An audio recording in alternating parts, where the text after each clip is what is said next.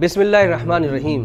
मोहतरम बुजुर्गों, नौजवान साथियों, भाइयों और बहनों, अस्सलाम वालेकुम वरहमतुल्लाहि वबरकातुहू। यूनिफॉर्म सिविल कोड यानी यूसीसी का खतरा गुजरात के मुसलमानों के सिरों पर मंडरा रहा है। यूसीसी आ जाने के बाद हमारे पर्सनल लॉज, खासकर जिनका ताल्लुक हमारे ख़ानदानी निज़ाम से है, जैसे निकाह, तलाक, एडप्शन, तकसीम विरासत, वसीयत वगैरह पर अमल करना मुश्किल हो जाएगा।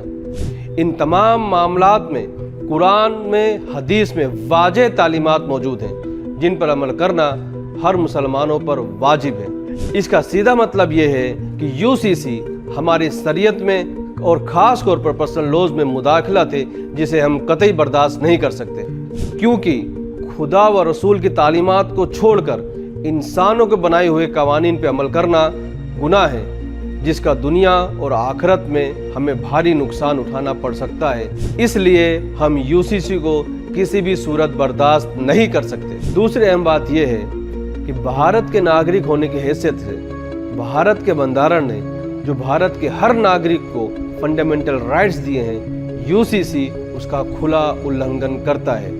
मिसाल के तौर पर आर्टिकल 25 जो मजहब पर अमल करने की आज़ादी देता है, आर्टिकल 26 जो मजहबी उमूर को मुनज्जम करने की आज़ादी देता है, आर्टिकल 27 जो मजहबी उमूर में टैक्स की आज़ादी देता है, आर्टिकल 28 मजहबी तालीमी इदारे कायम करने की आज़ादी देता है, आर्टिकल 29 माइनॉरिटीज़ के कल्चरल राइट्स फराहम करता है।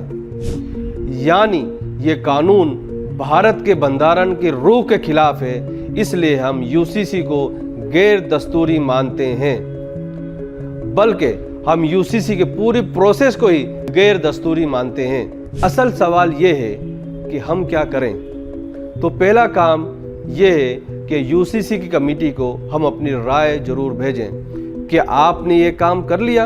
अगर नहीं तो सबसे पहले आप ये करें कि all India Muslim personal law board और गुजरात मुस्लिम हित रक्षक समिति की जानिब से जो QR कोड जारी किया गया है उसको स्कैन करें और उसकी मदद से अपनी राय यूसीसी की कमेटी को जरूर भेज दें। दूसरा काम यह है कि अल्लाह से दुआ करें। तीसरा काम यह है कि यूसीसी के मुतालिक से मुसलमानों में आम बेदारी लाने की कोशिश करें। याद रखें ये हमारी दीनी मजहबी जिम्मेदारी है। ये ना सोचें कि हमारे राय पहुंचाने से क्या होगा, सरकारों को जो करना है वो करके रहेगी, बल्कि ये याद रखें और असल सवाल ये है कि हमारी जिम्मेदारी हम अदा कर रहे हैं कि नहीं कर रहे। और कल बरोज मैसर अल्लाह हमसे सवाल करेगा कि यूसीसी जैसा कानून जो आ रहा था, जो तुम्हारी शरीयत मुदाखलत कर रही थी, तो तुम उस वक्त क्या कर रहे थे। इसका जवाब हम क्या दे पाएंगे। मेरे भाइयों, मेरी बहनों, इस QR कोड के जरिए से राय पहुंचाने की इस बात को